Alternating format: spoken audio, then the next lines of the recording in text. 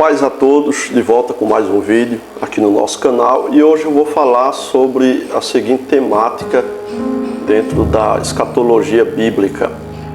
A igreja na grande tribulação, o que passará a igreja de Jesus, ou por onde ela terá que passar para chegar aos céus, na grande tribulação ou não? A Bíblia diz que desde os dias de João Batista, os céus é tomado à força. E esta luta para chegar aos céus, será que será necessário a igreja passar pela grande tribulação? É isso que nós vamos tratar aqui nesse vídeo. Então fica conosco até o final, que nós temos coisas muito importantes e vamos provar na Bíblia aquilo que vamos falar, ok? Eu sou o pastor Ronald de Janilson, bem-vindo aqui ao nosso canal. Você que está aqui pela primeira vez, caiu de paraquedas por um acaso, se você gosta desse tipo de conteúdo, eu já quero te pedir para você se inscrever aqui embaixo, clicar no sininho para receber as notificações, dar aquele like para que o YouTube entenda que esse conteúdo é relevante e repasse para mais pessoas, ok? A Bíblia diz em João, capítulo 16, versículo 33, que é um versículo bastante conhecido nosso: no mundo tereis aflições, mas tende bom ânimo, eu venci o mundo. Tem pessoas até que aumentam, né? E diz, e vós vencereis. Jesus não falou isso, né? Jesus disse, no mundo tereis aflições, mas tende bom ânimo, eu venci o mundo. Então, aflições são concernentes, né? São coisas que todo ser humano tem que passar. Enquanto estivermos nesse mundo, nós passaremos por aflições.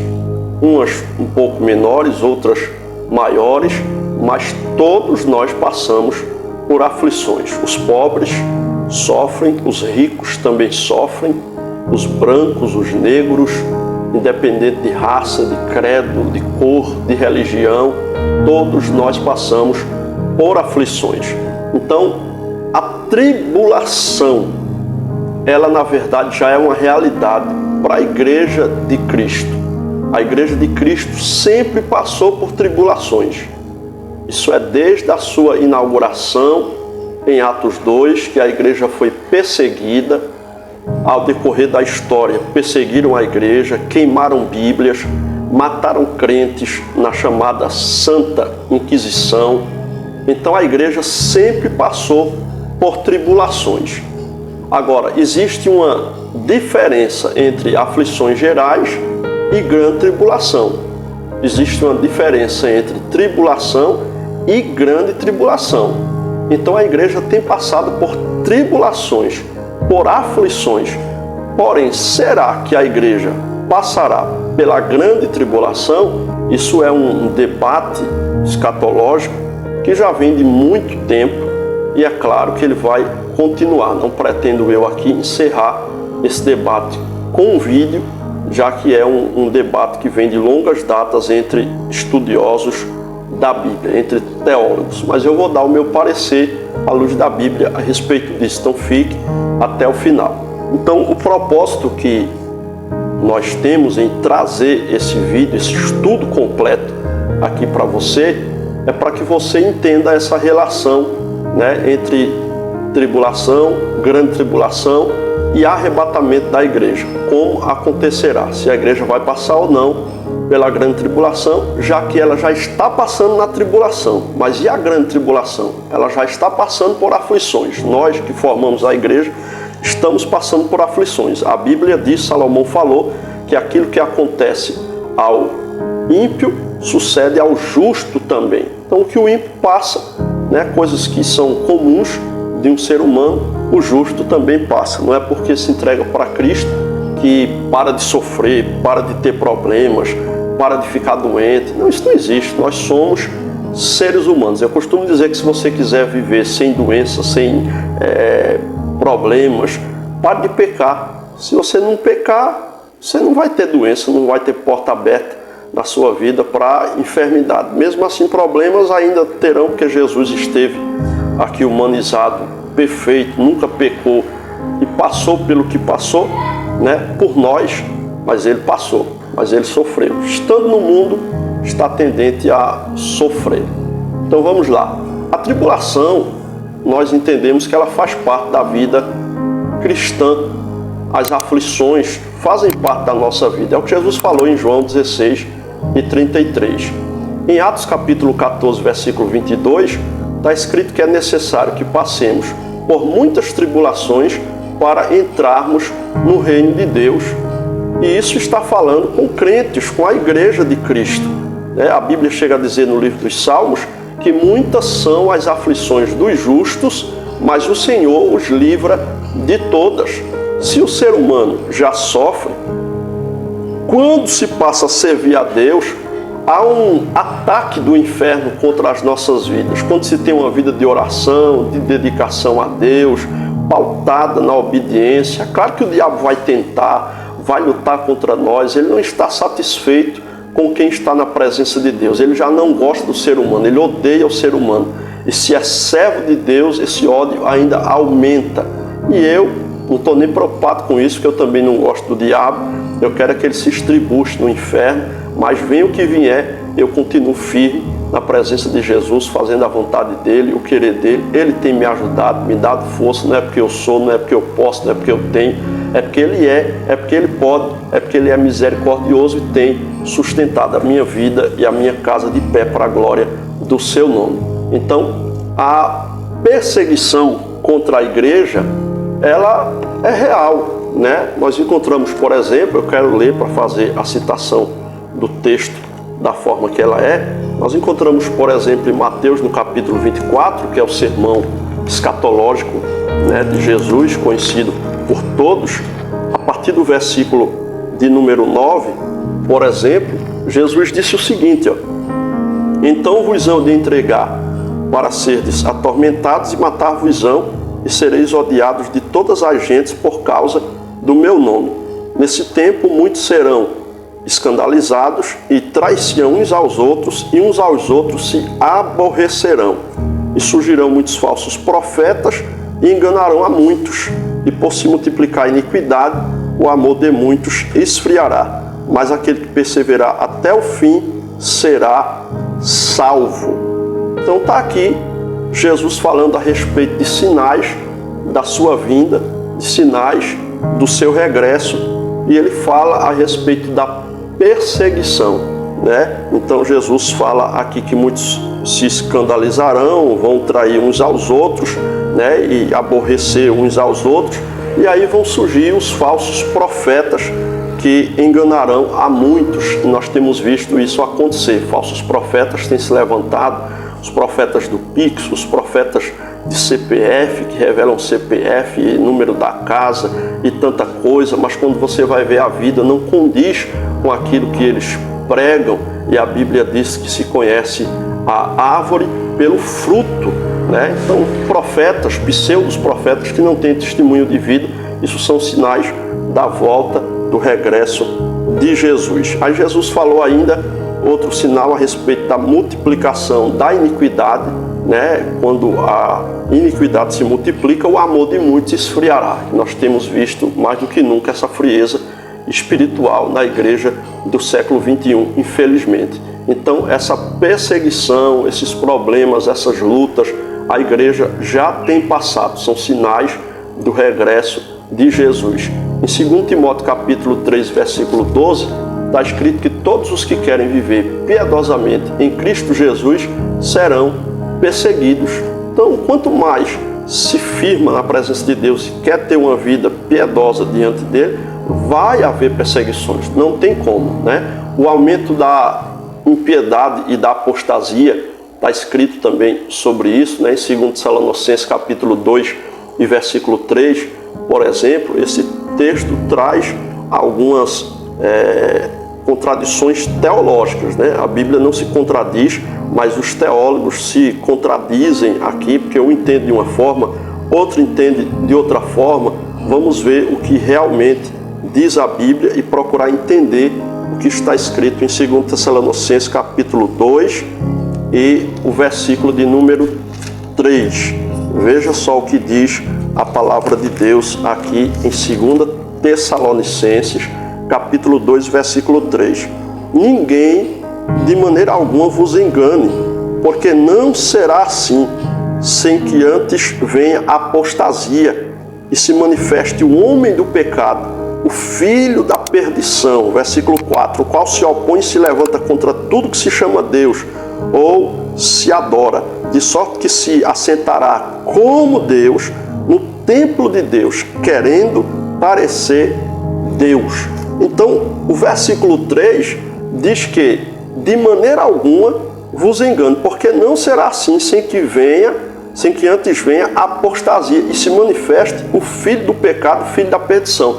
Então, alguns estudiosos e algumas pessoas acreditam que Jesus só vai arrebatar a igreja quando o anticristo ele se declarar para o mundo, ele aparecer, para o mundo, ele assumir o seu papel na história de grande líder mundial. Mas a verdade é que quando nós lemos Mateus 24 e outros textos que falam a respeito de sinais da vinda de Cristo, nós entendemos, quando estudamos a escatologia bíblica também, que a volta de Jesus ela é dividida em duas fases. Na primeira fase, Jesus vem para arrebatar, na segunda, ele vem para livrar Israel na grande tribulação. Então, se há duas fases, alguns dos sinais que são retratados na Bíblia Sagrada acontecem antes da primeira fase, outros antes da segunda fase.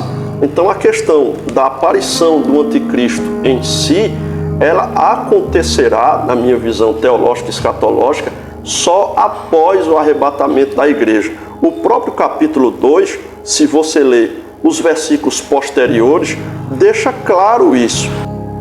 Quando nós lemos, por exemplo, o versículo 6, está escrito o seguinte, e agora vós sabeis o que o detém, para que a seu próprio tempo seja manifestado, porque já o mistério da injustiça opera.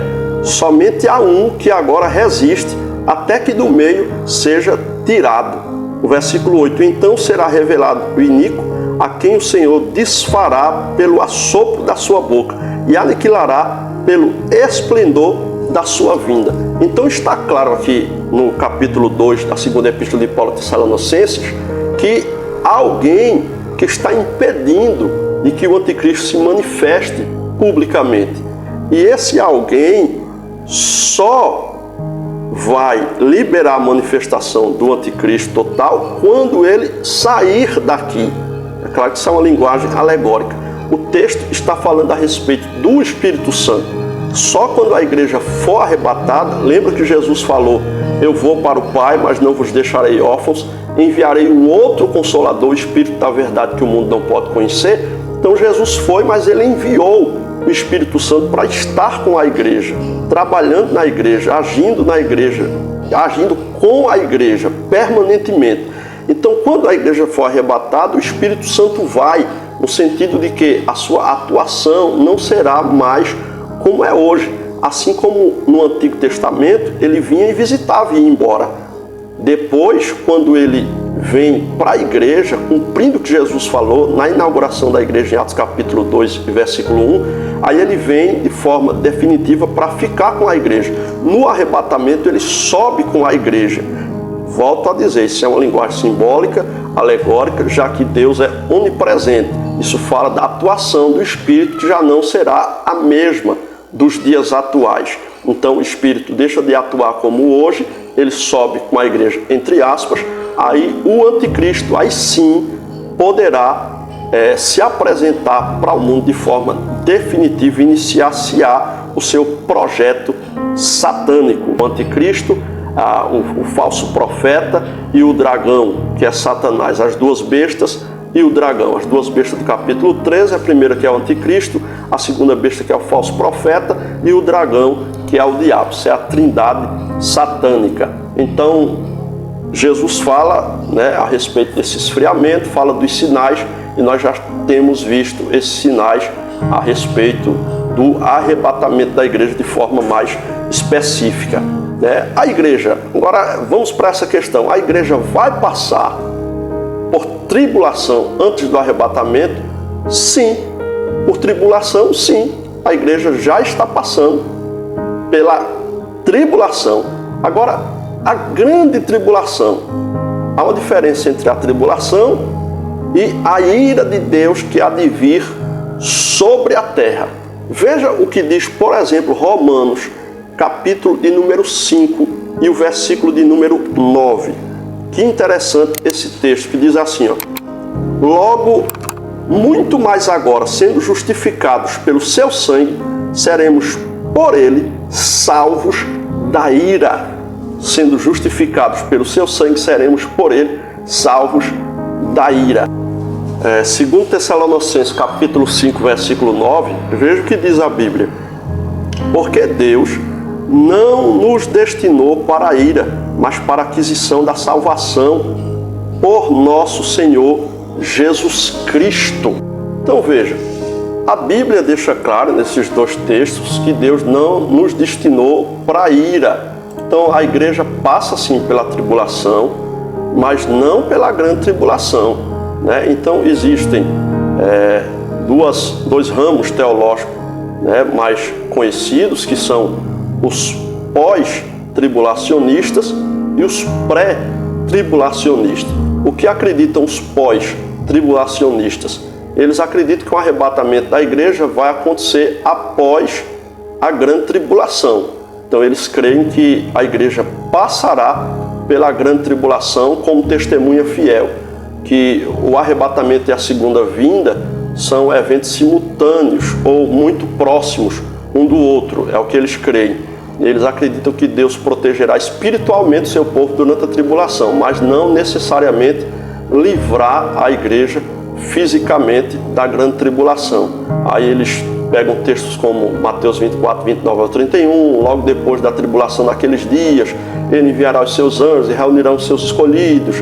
Aí pegam João 17 e 15, não peço que os tire do mundo, mas que os livre do mal. Aí vem Apocalipse 7, 14, multidão que veio da grande tribulação, e assim sucessivamente. Agora vamos para os pré-tribulacionistas. Eu sou pré-tribulacionista. O que diz o pré-tribulacionismo? Que o arrebatamento da igreja acontece antes da grande tribulação, né? A grande tribulação vai durar um período de 7 anos, onde a ira de Deus será derramada sobre o mundo, né? Com a abertura dos 7 selos, as 7 taças do Apocalipse e assim sucessivamente. Mas a igreja não vai passar. A igreja será poupada literalmente, fisicamente, da ira vindoura. Jesus morreu na cruz e nos livra através do seu sofrimento. O arrebatamento, nós cremos que ele é algo iminente, ou seja, a qualquer momento pode acontecer, não falta nada para o arrebatamento da igreja acontecer. Ele é secreto e ele é iminente. Eu tenho outros vídeos aqui falando mais especificamente sobre esse assunto. Então pode acontecer a qualquer momento. Após o arrebatamento, aí sim é que o anticristo vai se manifestar e vai dar início ao período da grande tribulação, que é dividido em 2 períodos, né? 3 anos e meio, 3 anos e meio. No primeiro período ele vai sentar lá no templo, que vai ser reconstruído, certamente no início da grande tribulação ele será reconstruído, tudo já está pronto, inclusive, para a reconstrução do templo, ou pelo menos quase tudo, né? Não temos informação a respeito ainda, por exemplo, da Arca da Aliança, né? Porque tem todo um cerimonial, tem que ter todas as peças elementares para que o templo seja reconstruído e haja a grande inauguração. Então eu acredito que isso acontecerá no início da grande tribulação. O anticristo certamente ajudará a reconstrução do templo. Então, 1 Tessalonicenses capítulo 1, versículo 10, deixa claro que Jesus nos livra da ira futura. Apocalipse capítulo 3, versículo 10, também deixa claro, quando Jesus disse: como guardasse a minha palavra, eu te guardarei da hora da provação que há de vir sobre a terra.